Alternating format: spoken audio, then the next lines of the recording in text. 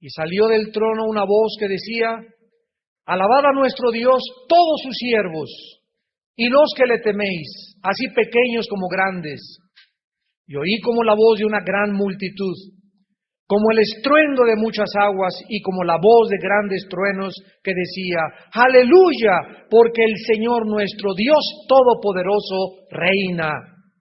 Gocémonos y alegrémonos y démosle gloria, porque han llegado las bodas del Cordero, y su esposa se ha preparado, y a ella se le ha concedido que se vista de lino fino, limpio y resplandeciente, porque el lino fino es las acciones justas de los santos. Y el ángel me dijo: escribe, bienaventurados los que son llamados a la cena de las bodas del Cordero.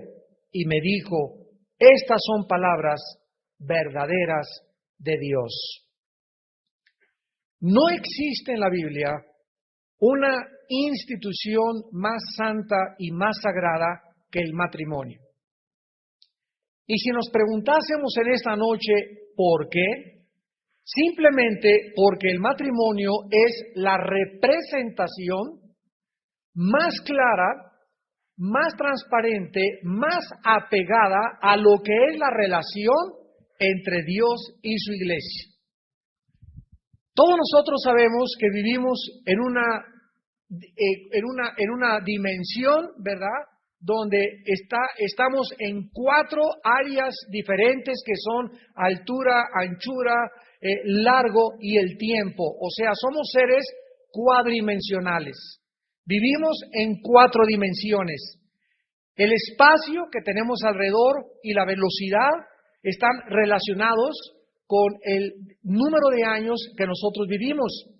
El científico alemán Albert Einstein postuló la famosa teoría de la relatividad, donde dice que el tiempo es relativo y está sujeto al cambio del movimiento o de la aceleración de la masa. Por ejemplo, ¿sabían ustedes que en este momento estamos todos viajando en el espacio? Estamos viajando en el espacio porque estamos en un planeta que está viajando en el espacio y nosotros vamos en ese planeta girando a 1.000.000 de kilómetros por hora. Es el movimiento que tiene la Tierra, la velocidad de la Tierra sobre su eje es de 1.000.000 de kilómetros por hora alrededor del Sol. Entonces estamos continuamente nosotros viajando y en este viaje alrededor del Sol estamos nosotros relacionando nuestra vida con cada vuelta que le da la Tierra al Sol entera, se llama un año, que es el movimiento entero de traslación sobre su eje y de rotación y de traslación alrededor del Sol. Y cuando nosotros pensamos en Dios, es un Dios que está fuera de nuestras dimensiones. Por ejemplo, si yo les pregunto a ustedes qué es la eternidad, simplemente la eternidad es el lugar donde no existe el tiempo. Esa es la eternidad. Es una dimensión donde no hay tiempo. Si no hay tiempo, no hay espacio, no hay aceleración de ninguna masa y no puede existir el decaimiento. O sea, la segunda ley de la termodinámica que establece que todo sufre un deterioro, un decaimiento, una oxidación, etcétera, etcétera. Este Dios hiperdimensional que se ha asomado y se ha metido a nuestras 4 dimensiones, tenía forzosamente que usar ejemplos para que nosotros nos pudiésemos relacionar y entender aquello que es inexplicable si Él no hubiera penetrado en el mundo de las 4 dimensiones en el que vivimos. Y el retrato, la representación, el símbolo que ese Dios hiperdimensional toma para que nosotros podamos entender qué cosa es mi relación con Él, es el matrimonio. En el versículo 4 de Apocalipsis 19, ya estudiamos los primeros 3 versículos de la conferencia anterior, escuchamos que estos 24 ancianos que aparecen por primera vez en Apocalipsis 4, junto al trono de Dios, no son la iglesia, como anteriormente se nos había enseñado a muchos de nosotros.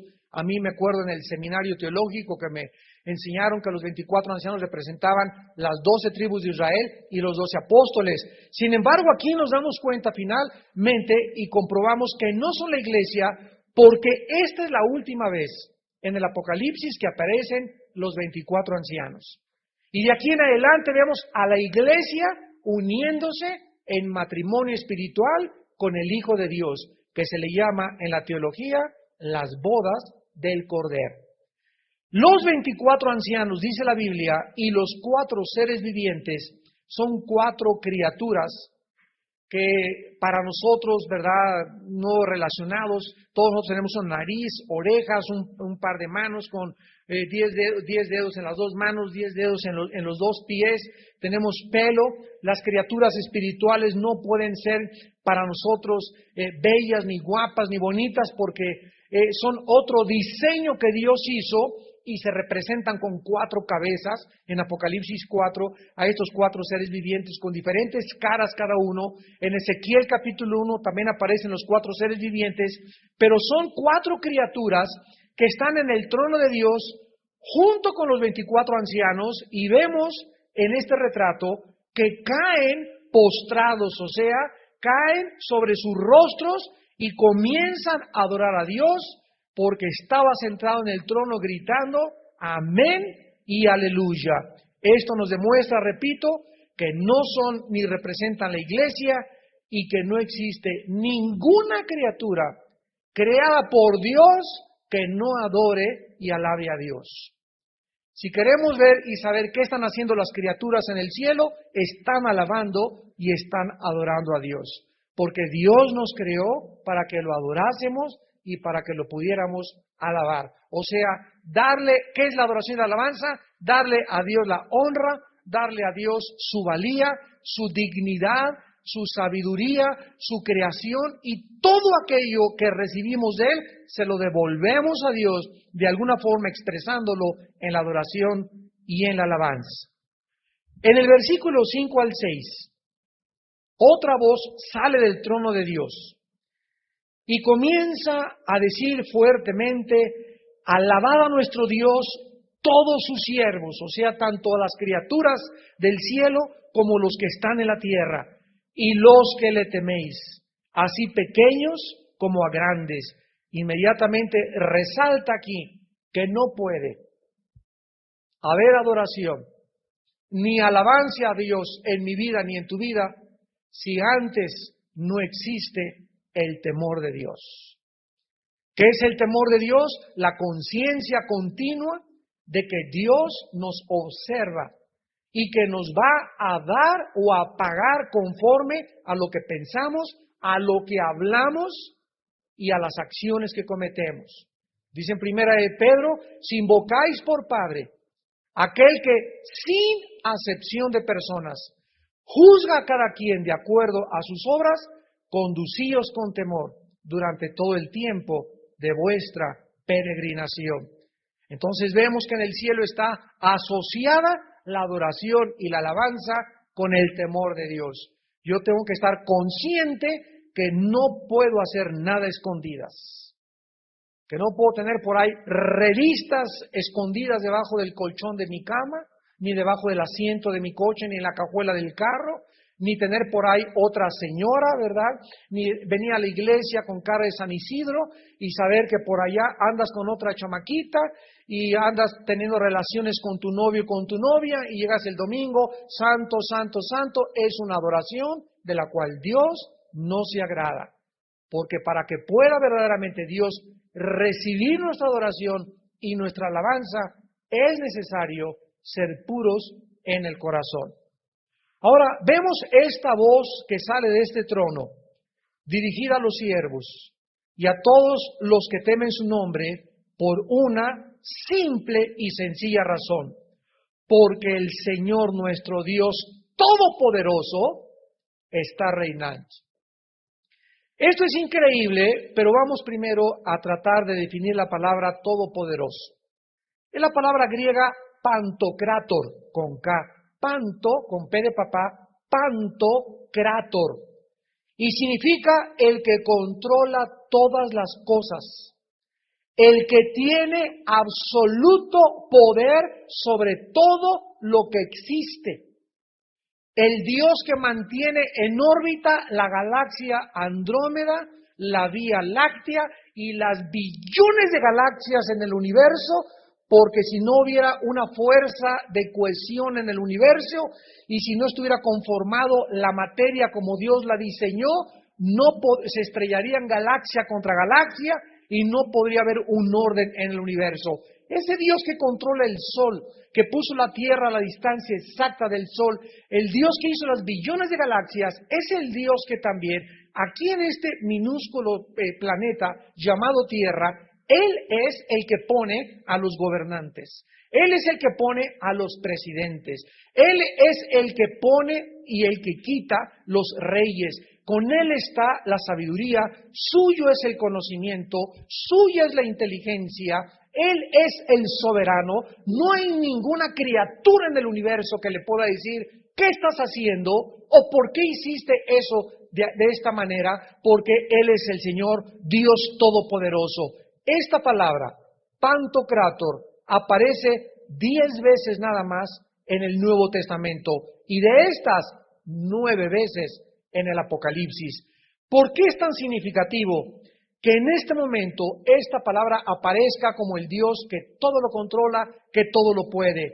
Por la sencilla razón de que nunca volverá a haber un tiempo en la historia cuando todas las fuerzas del infierno se van a unir contra nosotros, contra la iglesia, contra los sobrevivientes de la tribulación y los escogidos de Dios.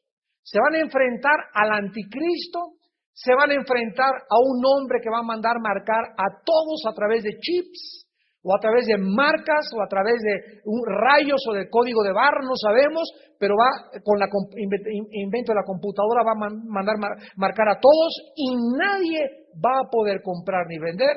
Ya lo vimos en el capítulo 13 de Apocalipsis, que no tenga su marca o el número en su frente.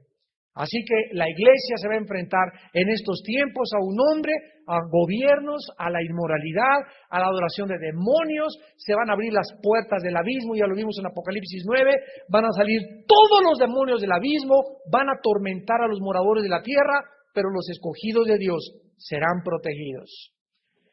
Va a ser en este tiempo cuando los hijos de Dios se van a enfrentar a las fuerzas del mal con toda la fuerza que el diablo va a lanzar en su último ataque. Lo vimos también en Apocalipsis 12. ¡Ay de los habitantes de la tierra! Porque el diablo sabe que le queda muy poco tiempo. Y Cristo claramente nos lo dijo en Juan 15, 18 en adelante. Si el mundo los aborrece, si el mundo habla mal de ti, no te asustes, ni te desanimes, ni te amargues, porque a mí me crucificaron. Este mundo que vivimos ahorita es un mundo que adora a Yasser Arafat, el terrorista más grande del siglo XX, el que mató a los atletas de Múnich, el que dirigió los escuadrones de terrorismo más grandes y el que culpable de más genocidios existe, ahora es un héroe. Este mundo adora a Michael Jackson, un pederasta de niños. Este mundo adora a Madonna, una muchacha volteada que batea con la derecha, batea con la izquierda, etcétera, etcétera. Este mundo adora a Fidel Castro, este mundo adora a Kerry. ¿Y cómo es posible que Bush lo hayan reelegido? Kerry, un hombre, ¿verdad?, en contra, a favor de los gays, a favor de los matrimonios homosexuales, a favor de la inmoralidad. Esos son los héroes y esas son las personas por las cuales el mundo los alaba, los medios de comunicación. ¿Por qué? Porque el mundo entero está bajo el maligno. ¿Y cuántos cristianos se van con la finta? Y solamente hablan por lo que dice la noticia, por lo que dice la televisión. Mis hijos en la escuela me estaban diciendo en la primaria que todas las maestras estaban diciendo, ¿por qué votaste? Y los que decían por Bush, les chiflaban. Porque el 90% de maestros y de todos iban por el otro candidato. Hasta la política ha entrado en las escuelas primarias. Esto es increíble. Celebramos Halloween, bueno, más bien celebran, dijo el otro. Pero tenemos que darnos cuenta de eso.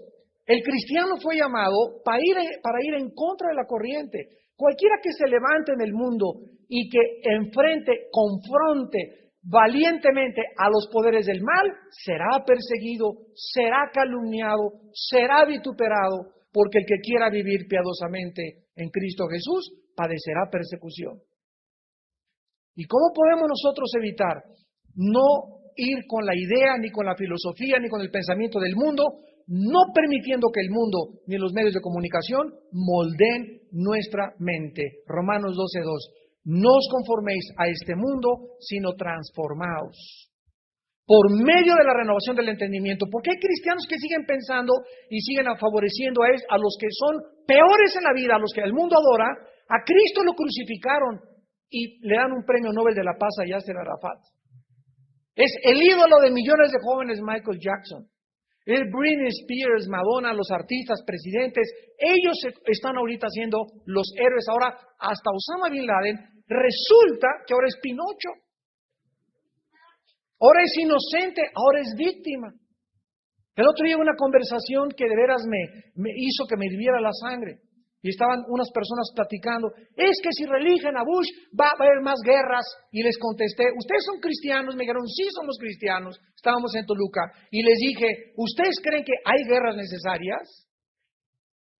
Solamente hablan, va a haber más guerras. Es que hay guerras que tienen que haber. Se tiene que tener a los terroristas, se tiene que desarmar a los que tienen bombas nucleares, se tiene que poner el orden. Desgraciadamente Estados Unidos es el policía del mundo. Entonces, cuando decimos, es que va a haber más guerras, es que vete a Alicia en el País de las Maravillas, vete con Pinocho, vete con Mickey Mouse, a un mundo que no existe. En este mundo existe el pecado, y el pecado tiene que ser detenido, desgraciadamente, con el uso de la fuerza y con el uso de la violencia. Por eso hay policías, por eso hay granaderos, por eso hay militares, por eso hay ejércitos, porque se necesita el uso de la fuerza y la violencia. Muchas veces es necesario para detener la maldad y la rebelión del corazón humano.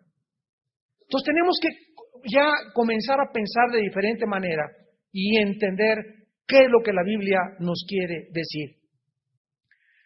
Pero en esta época, donde todo el mal se va a lanzar en contra de los cristianos y de la iglesia, es cuando se le llama al Señor el Pantocratos, el Todopoderoso. Porque esto nos está diciendo que en medio del mundo que veamos que se está derrumbando, o que nos agrede, o que nos es hostil cada vez más, Dios jamás perderá el control de ninguna situación.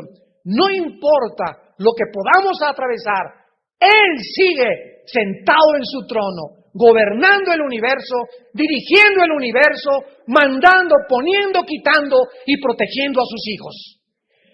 Gloria a Dios.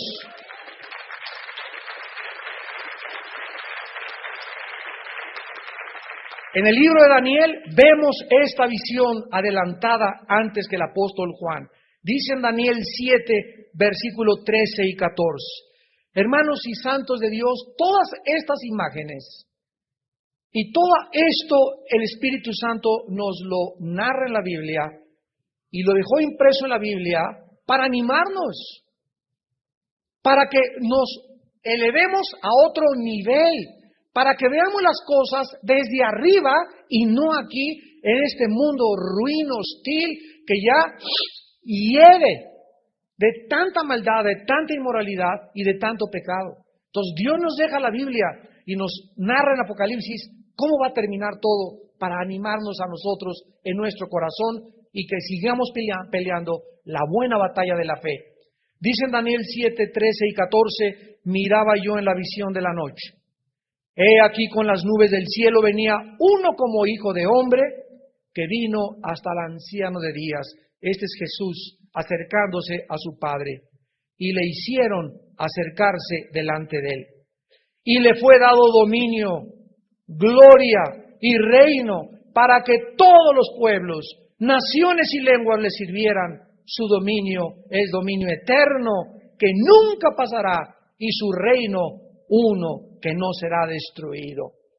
En el segundo libro de las Crónicas, capítulo 20, David exclamó conociendo quién era Dios. Dice segunda de Crónicas 20, versículo 6. Y dijo Jehová, Dios de nuestros padres, ¿no eres tú Dios en los cielos y tienes dominio sobre todos los reinos de las naciones? ¿No está en tu mano tal fuerza y poder que no hay quien te resista? Vemos pues que esta es la imagen que Dios quiere que tengamos de Él. Él es nuestro Padre. ¿Quién, si Dios con nosotros, quién contra nosotros?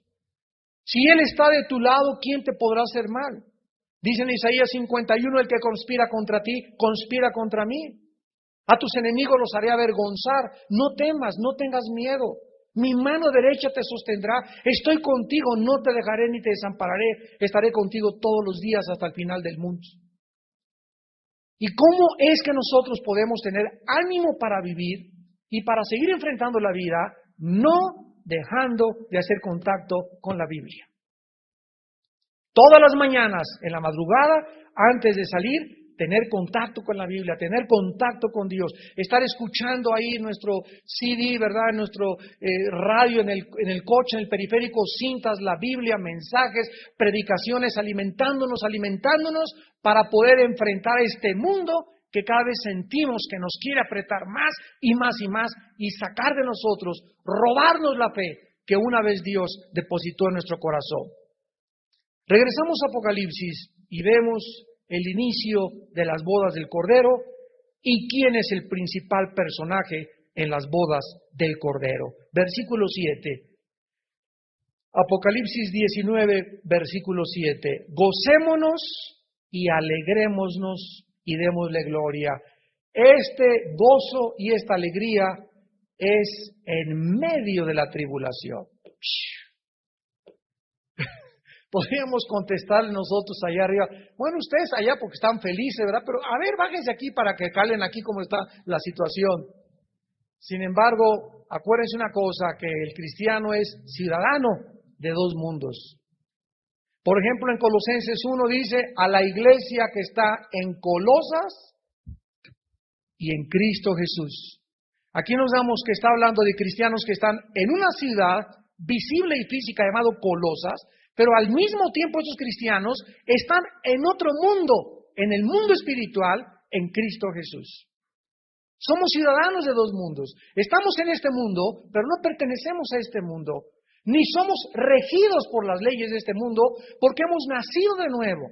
Realmente somos los extraterrestres en este mundo. No somos terrestres, porque nacimos de arriba del cielo, nacimos de nuevo, nuestra ciudadanía está allá, estamos de paso nada más, sabiendo por la información de la Biblia todo cómo se va a desarrollar, cómo se va a desenvolver y dándonos la Biblia el poder, la fuerza necesaria, el ánimo para enfrentar a todos estos enemigos y gigantes que se levantan todos los días en contra de nosotros y poder acabar victoriosamente la carrera de la fe. Entonces, es importante que nos gocemos. Es importante no permitir, amados santos, que nuestro ánimo decaiga. Dice en Hebreos 12, considerad aquel que sufrió tal contradicción de pecadores para que vuestro ánimo no se canse hasta desmayar. Siempre que te sientas agüitado, que ya no puedo, ya no quiero, ya es mucho luchar, etcétera, etcétera, híncate. Cae de rodillas. Descubre que es a través de la oración donde jalamos la energía del cielo, porque allá está, que no habéis oído y que no habéis conocido que el Dios eterno es Jehová, que hizo los cielos y la tierra y que su entendimiento e inteligencia no hay quien lo alcance.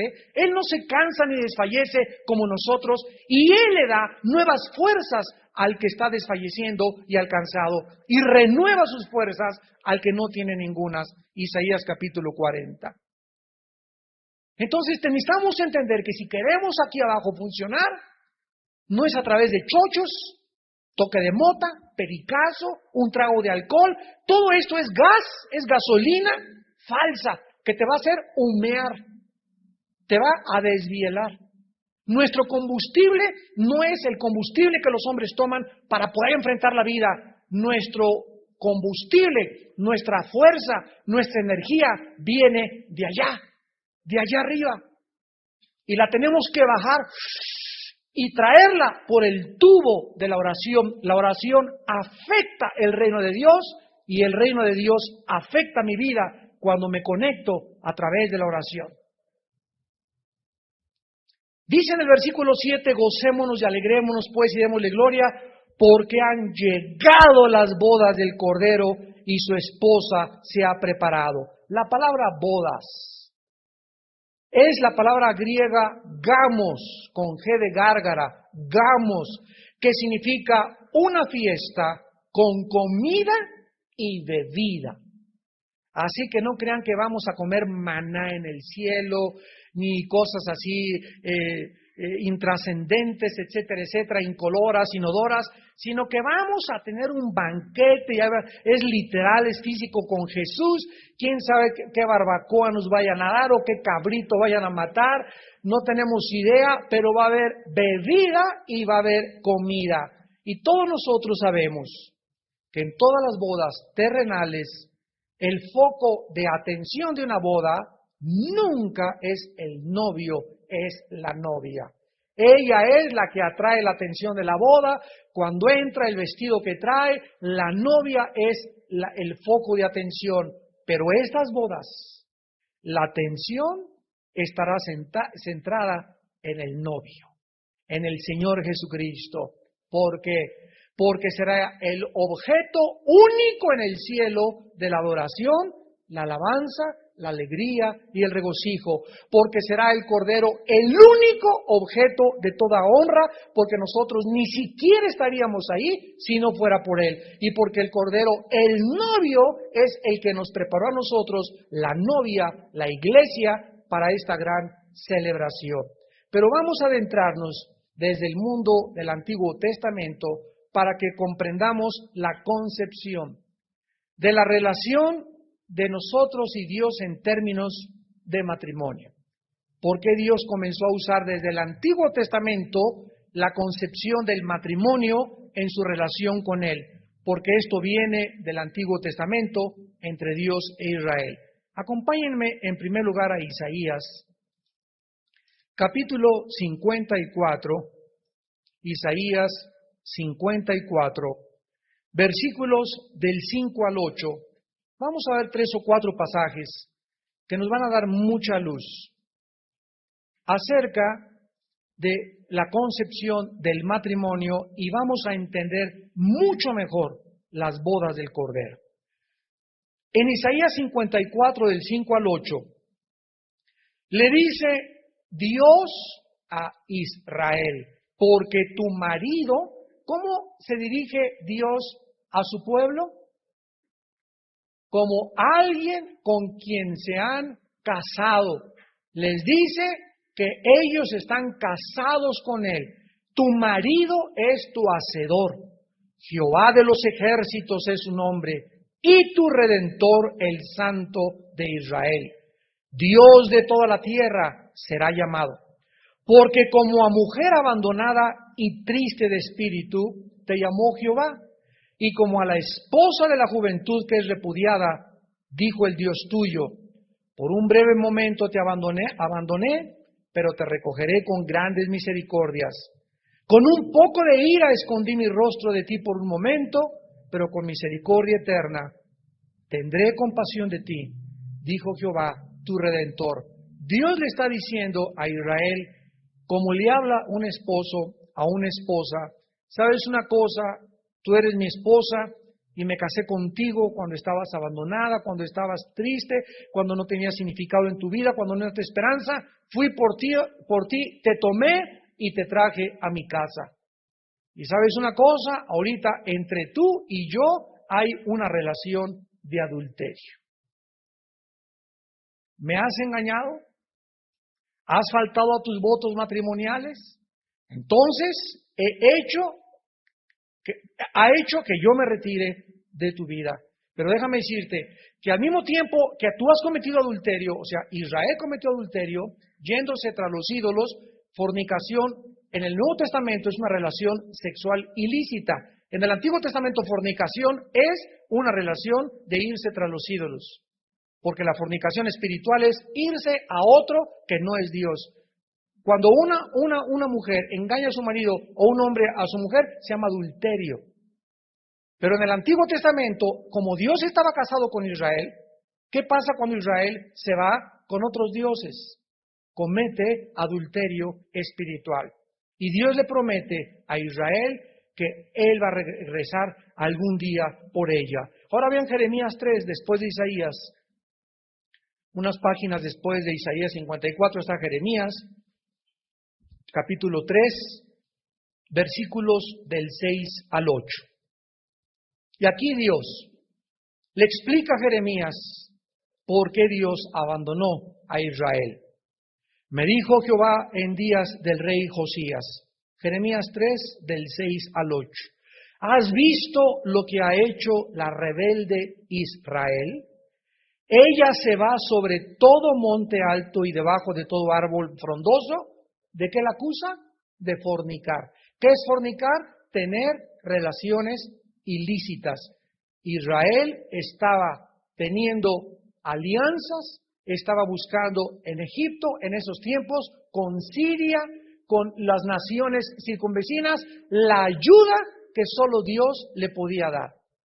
Entonces, es lo mismo que en el matrimonio en el Nuevo Testamento. Cuando la esposa anda ya coqueteando con otro, o cuando la esposa anda y coqueteando con otro, sabiendo que está casada, que su esposa es su amiga, su compañera, hay un pacto. Andas ahí papaloteando y coqueteando, viejo rabo verde, por allá por otros lados, en ese momento estás cometiendo adulterio. No necesitas acostarte con una mujer. Jesús dijo: cualquiera que desea a la mujer en su corazón, Mateo 5, ya adulteró con ella. Entonces, esto es importante para que entendamos el lenguaje de Dios. Y dije en el versículo 7, y dije, después de hacer todo esto, se volverá a mí. Pero no se volvió, y lo vio su hermana, la rebelde Judá. En aquel tiempo Israel estaba dividido en dos reinos, Israel en el norte y Judá en el sur. Y por eso se les llama a las dos fracciones divididas desde la muerte de Salomón, las dos hermanas, porque las dos eran hijas del mismo padre y casadas con el mismo hombre. La rebelde Judá lo vio, y dice el versículo 8, vio que por haber fornicado la rebelde Israel, yo la había despedido y dado carta de repudio. Esto confirma en el Nuevo Testamento, 1 Corintios 7. ¿Cuál es la única causal de divorcio en la Biblia? ¿Cuál es la única causa por la cual un hombre o una mujer se puede divorciar ante los ojos de Dios y reiniciar otra vida, no así el que comete adulterio? La única causal de divorcio es el adulterio y el abandono de hogar. 1 Corintios capítulo 7 en el Nuevo Testamento. Solo el adulterio y el abandono del cónyuge queda la persona, la víctima, en condiciones de poder volver a rehacer su vida, mas no así el que lo comete. Si alguien abandona a su esposa y se casa con otra, adultera, y la mujer que se casa con el marido adultera también. Viven en adulterio bajo la maldición de Dios. Vemos pues que Dios fue el primero que se divorció de Israel. Dios establece el principio: le di, la despedí y le di carta de repudio. Dios firmó el acta de divorcio, certificando que el adulterio era irse tras los ídolos, suficiente causa para que Dios no tuviera nada que ver con Israel. Dice aquí en el versículo 20 también de Jeremías 3, pero como la esposa infiel, Jeremías 3:20, abandona a su compañero, así prevaricasteis contra mí, oh casa de Israel, dice Jehová. Vemos pues que Dios le da el divorcio a Israel. Dios abandona a Israel, de quien Dios se divorcia por adulterio, pero Dios, al mismo tiempo que se divorcia de Israel, y sabemos que se culminó en la muerte de Cristo cuando a los suyos vino y los suyos no la recibieron, ya esa esposa infiel divorciada se había ido tras los ídolos desde que Cristo vino al mundo, representada por los fariseos, los religiosos, los escribas, los publicanos. La crema innata de la religión son los que crucificaron al Hijo de Dios. El Padre se va, se divorcia de Israel, les manda al Hijo y también al Hijo lo pone en una cruz. ¿Y qué hace Dios? Se vuelve Dios y deja a Israel. Y entonces forma una nueva nación, un nuevo reino, una casa real de sacerdotes de todas las naciones del mundo, italianos, mexicanos, judíos, también ingleses, ya no Israel nada más, sino ahora de todo el mundo hace una nueva nación, y esta nueva nación, esta nueva casa de sacerdotes que somos nosotros, se llama en el Nuevo Testamento la iglesia. Pero nosotros no nos hemos casado. Estamos desposados y nos estamos preparando para el matrimonio en las bodas del Cordero. Ahora, esto es lo más importante. Vayamos a Oseas ahora, para terminar aquí en el Nuevo Testamento. Oseas está después de Daniel. Oseas capítulo 2. Veamos la promesa de la fidelidad de Dios a Israel, que aun cuando Dios se divorció de Israel, Él fue el que le dio la carta de repudio, la carta de divorcio a Israel, repito, por el adulterio espiritual que cometieron. En Oseas capítulo 2, versículo 19 y 20, Dios le dice a Israel: te desposaré conmigo para siempre. Te desposaré conmigo en justicia, juicio, benignidad y misericordia. Te desposaré conmigo en fidelidad y conocerás a Jehová. ¿Qué nos dice el Nuevo Testamento de Israel? Que aun cuando Dios ha formado una nueva nación que se llama la iglesia, no se ha olvidado de Israel. Ahorita no son su pueblo, no son su real sacerdocio, somos la iglesia. Pero en Romanos 9, Romanos 10 y Romanos 11, 3 capítulos del libro de Romanos, se nos enseña teológicamente a través de la pluma del apóstol Pablo que Dios va a volver a tomar a Israel y la va a injertar en el olivo donde nosotros hemos sido injertados. Y entonces habrá absolutamente una fundición entre Israel y nosotros que somos la iglesia. Y en Romanos 11, 25 y 26 dice que cuando venga Jesucristo, hasta la venida de Cristo, Israel será salvo. O sea, aquellos que reconozcan a Jesús como el Mesías, en su segunda venida, Zacarías 12, Zacarías 14, Apocalipsis 19, Romanos 11, se van a convertir y los que le crucificaron harán lamentación por él. Dice Apocalipsis 1 también. Entonces, Israel no ha sido desechado, no ha sido abandonado por completo. Y aquí nos damos cuenta de qué grande es la fidelidad de Dios, porque irrevocables son los dones y el llamamiento de Dios. Por eso nunca podremos perder nuestra salvación, porque es irrevocable. Cuando el justo caiga, puedes caer, te puedes apartar de Dios lo que tú quieras, te puedes ir a emborrachar otra vez. Si eres cristiano, te vas a decir: ya estoy harto de pecar, quiero regresar, Señor, perdóname. Venga para acá de las orejas, pegale el Señor. Métase a correr, ándele, ya no se vuelve a brincar las trancas. Y si te vuelves otra vez a brincar las trancas, hay un cuento de un pastor que tenía este tipo de oveja, casi tirándole la oveja a cabrito. Y a la tercera vez que se brinca las trancas, dice el pastor: esto haré, le voy a romper una pata. Y preferible romperle una pata y meterla al corral a que siga a la cuarta vez y se la coma el lobo. Y Jesús dijo en Marcos 9, ilustrando esto: si tu ojo te es ocasión de caer, sácalo. Si tu mano te es ocasión de caer, córtala. Si tu pierna te es ocasión de caer, córtala. Mejor es entrar manco, tuerto, cojo al cielo que entero al infierno. Cuando el justo cae, no quedará tirado porque Jehová sostiene su mano. Así que el cristiano que dice que es cristiano y se aparta y regresa a los meses, a los 3 meses, regresó, porque irrevocables son los dones y el llamamiento de Dios, y Dios al que ama disciplina. Pero si alguien se dice que fue cristiano y ya se apartó, ya tiene 2, 3, 4 años allá en Garibaldi, ¿verdad? Y en los table dance y todas esas cosas, nunca fue salvo. Salieron de nosotros, dice 1 Juan 2, pero no eran de nosotros, porque si hubieran sido de nosotros, hubieran regresado con nosotros de donde salieron para que se mostrase que no todos son de nosotros. Dice en 2 de Pedro, les ha acontecido lo que al proverbio, el perro regresa a su vómito y la puerca lavada a revolcarse en el lodo. ¿Por qué un perro regresa a su vómito? Pues porque es perro.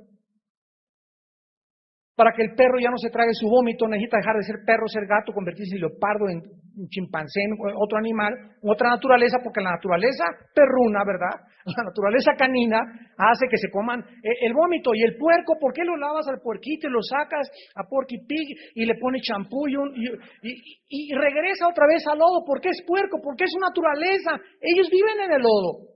Entonces, ¿por qué el cristiano, que se dice cristiano, regresa al lodo y a comerse su vómito? Porque su naturaleza nunca fue cambiada, nunca fueron salvos. No hay tal cosa como perder la salvación. Judas no perdió la salvación, Judas nunca fue salvado. Esto es una maravillosa promesa de Dios. Ahora vayamos a Mateo 22 y veamos en el lenguaje del Señor Jesucristo una parábola describiendo las bodas del Cordero. Y esta es la enseñanza más grande en el Nuevo Testamento de los mismos labios de Jesús acerca de cómo serán las bodas del Cordero. Mateo 22. Respondiendo Jesús, les volvió a hablar en parábolas diciendo, el reino de los cielos es semejante a un rey que hizo fiesta de bodas a su hijo. Y envió a sus siervos a llamar a los convidados a las bodas, mas estos no quisieron venir. Este primer grupo de invitados a quienes Dios envió y llamó es Israel. No quisieron. A lo suyo vino y los suyos no lo recibieron. Volvió a enviar otros siervos diciendo, digan a los convidados, he aquí, he preparado mi comida. Mis toros y animales engordados han sido muertos y todo está dispuesto. Venid a las bodas. Mas ellos, sin hacer caso, se fueron, unos a su labranza, otros a sus negocios, y otros, tomando a los siervos, los afrentaron y los mataron. Después de que Israel rechaza a Dios y no quiere entrar a las bodas, donde nos damos cuenta que también las bodas es para Israel, Dios envía a su Hijo. Y vuelve a invitarlos otra vez y lo matan. Versículo 7. Al oírlo el rey se enojó y enviando sus ejércitos destruyó a aquellos homicidas y quemó su ciudad. Esto fue en el año 70 después de Cristo, cuando el general romano Tito, enviado por el emperador Vespasiano, arrasó Jerusalén y no quedó piedra sobre piedra. Sigamos leyendo. Versículo 8. Entonces dijo a sus siervos, las bodas a la verdad están preparadas, mas los que fueron convidados no eran dignos. Id pues a la salida de los caminos y llamad a todos cuanto halléis. Este es el llamado a la iglesia. De todos lados, de todos los caminos, Dios ha juntado un pueblo para su nombre. Y saliendo los siervos por los caminos, juntaron a todos los que hallaron, juntamente malos y buenos, y las bodas fueron llenas de convidados. Y entró el rey para ver a los convidados, y vio allí a un hombre que no estaba vestido de boda. ¿Qué significa el vestido en Apocalipsis 19? Las obras justas de los santos. El lino fino, blanco y resplandeciente significa las buenas obras. La fe sin obras es muerta. Ahí está un hombre. Yo quiero que me abra, Señor. Señor, Señor, dirán aquel día. Y te dirá el Señor, ¿dónde están tus obras? No estoy buscando la salvación, sino si realmente dijiste que creías en mí, necesitaste hacer buenas obras, porque la fe sin obras es muerta. Las obras hablan de nuestra justicia en Jesucristo. ¿Dónde están tus obras? ¿Qué hiciste si tú te murieras hoy en la noche? A ver, párate ahí, Pancho Pantera. ¿Qué hiciste? ¿Qué obras tienes? ¿Cómo trataste a tu esposa? ¿Cuántos años le fuiste fiel a tu esposa? ¿Qué hiciste con tus hijos? ¿Qué testimonio diste? ¿Cuántas almas ganaste? ¿A cuántas gente le hablaste de mí? ¿Cuántas veces ayunaste? ¿Cuántas horas diarias leías la palabra o orabas? ¿Cuántas veces al día verdaderamente te limpiabas con la sangre? ¿Cuántas veces te dolió el pecar? ¿Dónde están tus obras? ¿Por qué quieres entrar a las bodas? No estaba vestido y le dijo, versículo 12, amigo, ¿cómo entraste aquí sin estar vestido de boda? Mas él enmudeció. Entonces el rey dijo a los que servían, atadle de pies y manos y echadle en las tinieblas de afuera. Allí será el lloro y el crujir de dientes, porque muchos son llamados y pocos escogidos. Esto es tremendo de los labios de Jesucristo. Dice en 1 Juan 3:3, y todo aquel que tiene esta esperanza se purifica a sí mismo, así como Él es puro. Dice en Hebreos 12, porque sin santidad nadie verá a Dios. Es hora que la iglesia comience a levantar los ojos y comencemos verdaderamente, como dice 2 Corintios 13, a examinar si estamos en la fe. Busca en esta noche antes de acostarte, híncate junto a tu cama o ten un momento a solas con Dios y dile, Padre, muéstrame qué he hecho por el reino tuyo. ¿Qué buenas obras he hecho? ¿Qué cosa, en qué forma te he servido? ¿De qué forma he demostrado que soy santo y que estoy luchando contra el pecado? Y es cierto que he caído, Padre, pero tú sabes, eres testigo, que estoy luchando. Me encuentro en la lucha y sigo luchando, pero estoy luchando contra el pecado. No estoy acostado ni estoy ahí deleitándome en el placer. Como dicen Proverbios, la maldad para el insensato, ¿verdad?, es una diversión. Entonces, es importante que comprendamos esto, ¿verdad? Y terminemos en Efesios capítulo 5, donde ya el apóstol Pablo, Efesios 5, nos muestra que para esta preparación futura, ¿qué cosa es la iglesia? La novia de Jesús. ¿Y se imaginan ustedes a una novia que no se prepare para casarse? ¿Qué tipo de novia sería, verdad? ¿Te imaginas que tengas ya una semana para tu novia y tu novia ande papaloteando con fulano de tal y con mengano de tal y con el cuate de la esquina, con el lechero y con el panadero y con el electricista y con el ingeniero y con el abogado? ¿Te imaginas? ¿Qué tipo de novia sería? ¿Sabes qué? Qué bueno que te des cuenta antes de casarte, porque si lo hace antes de casarte, imagínate lo que hará cuando esté casado contigo. O ese hombre, ese muchacho, ya se va a casar contigo y ahí anda, ves que le echa los perros allá cuando la muchacha pasa. ¿Qué tipo de novio es ese? Es una hipocresía. Y tiene que haber una sinceridad entre dos personas para casarse y saber que esa persona me caso para decirle adiós Lupita, adiós Conchita, adiós Carmelita, adiós Patricia, adiós a las 2.5 billones de personas que existen de mujeres, adiós a todas, ahora me dedico nada más a esta. Y tú también, adiós Jorgito, adiós Paquito, adiós Carlitos, adiós a todos los hombres, ya olvídate de todos y no andes coqueteando con los demás, estás casada, estás casado. Tenemos que ser fieles, porque representamos el pacto de Dios con nosotros. Por eso es tan sagrado el matrimonio y por eso es tan santo y tan puro el matrimonio. Y en Efesios 5 lo explica el apóstol Pablo, versículo 25 en adelante, maridos. Vean ustedes la analogía. Amad a vuestras mujeres como Cristo amó a la iglesia y se entregó a sí mismo por ella. O sea, aquí se compara otra vez el amor de la cruz en el matrimonio. ¿Cómo debo amar a mi esposo? Volteo y me dice Dios, mira la cruz. ¿Cómo te amé en esa cruz?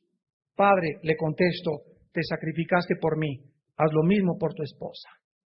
Sacrifícate por ella. ¿Has hecho sacrificios por ella? En la noche, ahora que está haciendo frío, ahí está la hermana. Y llega el osote, ¿verdad? Y hasta la cobijota se echa, se para al baño, hasta se lleva el zarape con él al baño. Eso no es sacrificarse por su esposo. Y dice el versículo 26, ¿por qué se entregó Cristo por nosotros? Para santificarnos purificarnos en el agua por la palabra, a fin de presentársela, ¿cuándo va a ser esto? En las bodas del Cordero. Presentársela a sí mismo a una iglesia gloriosa que no tuviese mancha, ni arruga, ni cosa semejante, sino que fuese santa y sin mancha. Tenemos que presentarnos a las bodas del Cordero vestidos de lino fino resplandeciente, con obras que demuestren que realmente fuimos hijos de Dios y que hicimos la voluntad de Dios. ¿Qué es lo que está haciendo el Espíritu Santo con nosotros? Ahorita santificándonos y lavándonos más y más y más y más. Para que el día de nuestra muerte, el día que tú mueras hoy en la noche, la semana que entra, un mes o 2 meses, o los que lleguen a la tribulación, sepamos esto, que a la hora de la muerte, ¿cómo te vas a presentar delante de Dios? Y que no seas uno que te diga, ¿por qué entraste infiltrado a mis bodas? Sáquenlo y échenlo al infierno. Porque no tienes en tu vida absolutamente ninguna obra de justicia que tú hayas hecho por mi amor. Oremos.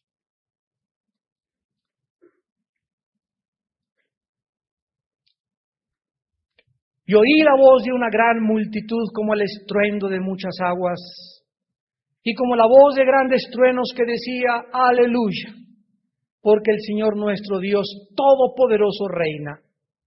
Gocémonos y alegrémonos y démosle gloria porque han llegado. Finalmente, Padre, llegaremos al día no muy lejano, donde estaremos presentes con un cuerpo nuevo, vestidos de lino fino resplandeciente delante de ti, sentados en la mesa en el banquete más grande que jamás en la historia tú hayas preparado, porque es tu Hijo con quien nos vamos a unir eternamente en el Espíritu, y saber que a su esposa se le ha concedido que se vista de lino fino. Lino fino, blanco y resplandeciente, que son las obras de justicia que a través de la justicia de Cristo pudimos haber hecho en esta corta vida que tú nos has dado. Han llegado las bodas del Cordero y su esposa se ha preparado. ¿Estás tú preparado para encontrarte con tu Dios tal vez esta noche? Prepárense para encontrarse con su Dios, dice la Biblia. Si tú no estás preparado esta noche, amigo, ustedes que nos ven a través de la televisión, hoy es el momento de preparar tu vida. Dale gracias a Dios que no estás muerto, tú que escuchas estas palabras en este momento. Porque si estuvieras muerto, no podrías hacer la decisión que vas a hacer en esta hora. Ahí desde tu corazón, dile a Dios en esta noche, si tú no tienes aún a Jesucristo en tu vida como tu Salvador. Si no estás seguro de tu salvación, dile a Jesús, asegúrate esta noche. No te atrevas a irte a la cama esta noche sin tener la paz en tu corazón de que le perteneces, de que eres suyo, suya, y de que Él es tu Padre, y que nadie, nada ni nadie nos separará jamás de su amor eterno que es en Cristo Jesús. Ahí desde tu lugar dile, Padre mío y Dios mío, en esta noche me arrepiento de mis pecados. Creo que en la cruz me mostraste tu eterno, inmenso y profundo amor al morir y pagar con tu sangre en mi lugar. Señor Jesucristo, gracias por haber muerto, por haberte sacrificado de mí, vil pecador, vil pecadora. Ten misericordia de mí, Señor. Conforme a tu gracia en Jesucristo, lávame de mis pecados con tu sangre preciosa. Y entra a mi corazón en este instante. Te recibo como mi Dios y mi Salvador. Y te doy las gracias, porque en esta noche me comienzo a preparar para el día de las bodas en las que eternamente nada ni nadie nos volverá a separar de tu amor que es en Cristo Jesús, Señor nuestro. Amén.